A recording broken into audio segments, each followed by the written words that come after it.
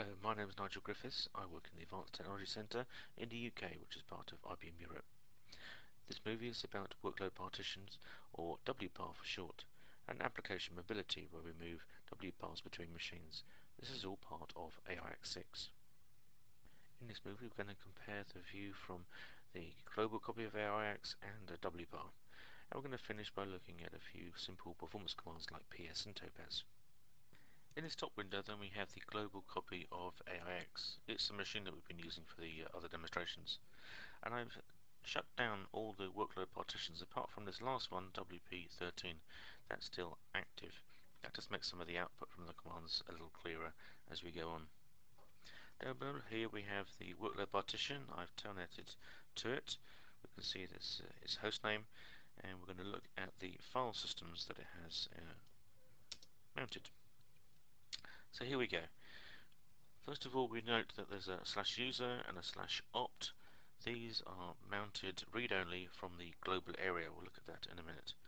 Then there are 4 other file systems in here: var, temp, home, and root. If we look across here, we see these are NFS mounted. This is the machine running the NFS server, and we can find in here the actual directory on that NFS server. So this one called WP13 root is the root file system as far as our workload partition is concerned. Up here we'll look at the global view of the world here. So here we have the file systems for our global copy of AIX. At the top here we have the regular file systems that AIX normally has, no change there. Then we have the mount points for this particular workload partition, and we'll have a set of these mount points for each workload partition. We only have one active at the moment, so it makes life a little simpler. This does mean though that we have 1, 2, 3, 4, 5, 6, 7 mount points for each workload partition. Of course, if we have 10 workload partitions, we would have 70 mount points in here, so it can make the simple old df command a little complicated to actually work with. But here we find this is the root file system, and that's mounted on the global area, and that's then mounted in our WPARs directory under WP13. That's the name of the WPAR itself, and then the top one here is root. Then we have home, temp, and var. We also have mounted here, we've remounted the /user file system into the same directory, and that will be mounted read-only, and it's these mount points then that are exported, if you like, to the WPAR. So these ones here are mounted read-write. They're exclusively for the use of this particular WPAR, and the root and the opt are mounted read-only, but only for this particular workload partition. Well, with nice clear windows, we'll start again and look at the network side of things. First, the workload partition, we'll use ifconfig-a to look at the network settings. This is the default setup for a simple workload partition. It knows about a single adapter here, and it's set an IP address here of 969.44.123. Let's just confirm that those are the right settings. There we go. Yes, this is the IP address assigned to this workload partition. Now let's go to the global copy of AIX and look at what it thinks is going on the network. Again, this is a small logical partition on a machine. It has a single network adapter, but here we find it has 2 IP addresses. This is using IP aliasing. We can see the second one rather, is for the workload partition. What's this top one here?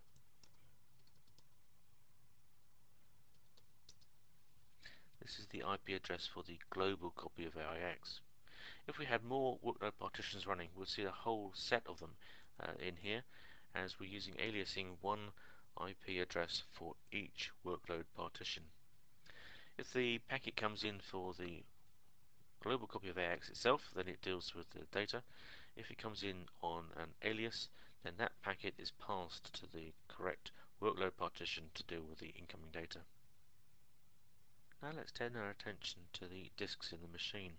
In the global area, we can see we have a disk here, HDisk0, in the root volume group, perfectly normal copy of AIX. If we look at the workload partition, we see there are no disks at all. We still have the file systems in the machine, but we don't have disks.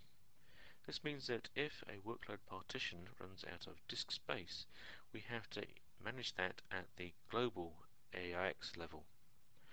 If it runs out of space in NFS mounted file systems, like we can see here, then we also might have to talk to a different person that is managing the NFS server and ask him to allocate some disk space for us. And we'll start again, this time looking at paging space. At the global AIX level, we can see we have a single paging space here, HD6, first disk, first volume group, half a gigabyte in size and only 2% used. Perfectly normal paging space for AIX. If we look at the WPAR level, there's no paging space at all. This just highlights the fact that it's the global copy of AIX that we're doing the paging for all the workload partitions that it's hosting. Now let's focus on the processes running first in the workload partition.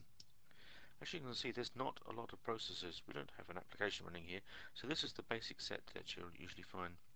First we have some processes here which are the resource control. Then we have cron. We have our own cron for each workload partition, so we can have our own cron tab and they can do their own administration. We have a bunch of processes here which are to do with the NFS mount points and file systems. We have our own inetd because we have our own network details in here, and things like telnet have to be started by inetd.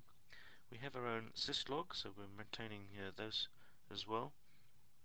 And then we have telnet, that's how I actually got to the workload partition.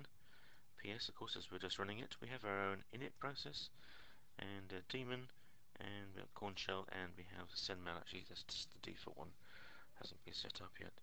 So we can see there's not many processes in the workload partition.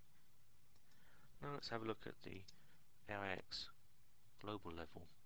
First of all, we'll find a lot more processes. We'll find the processes for the global AIX and all the processes for the workload partitions that it's currently running. We find at the top here a standard set. We can see, for example, here the init process with a PID of 1.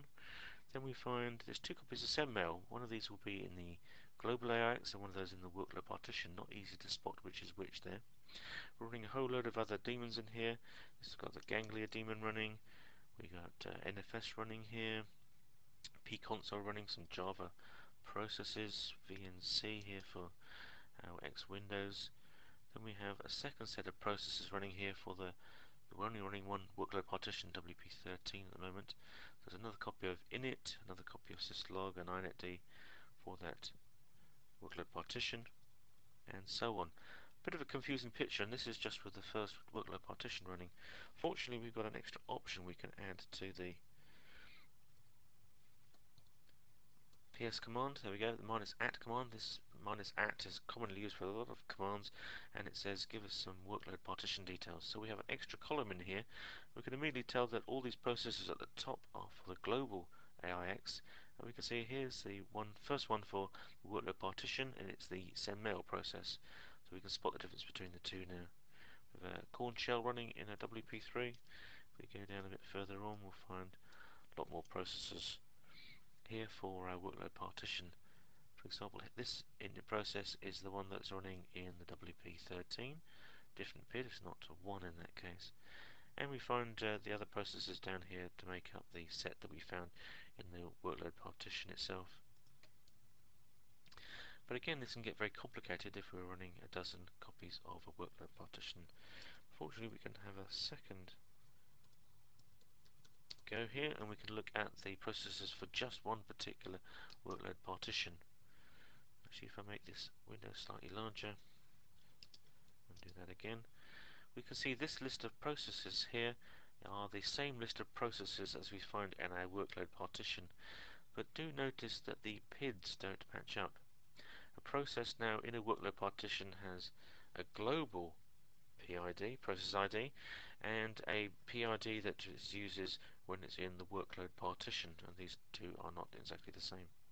For example, we can see cron here with this one here, this PID here, and we can find cron here.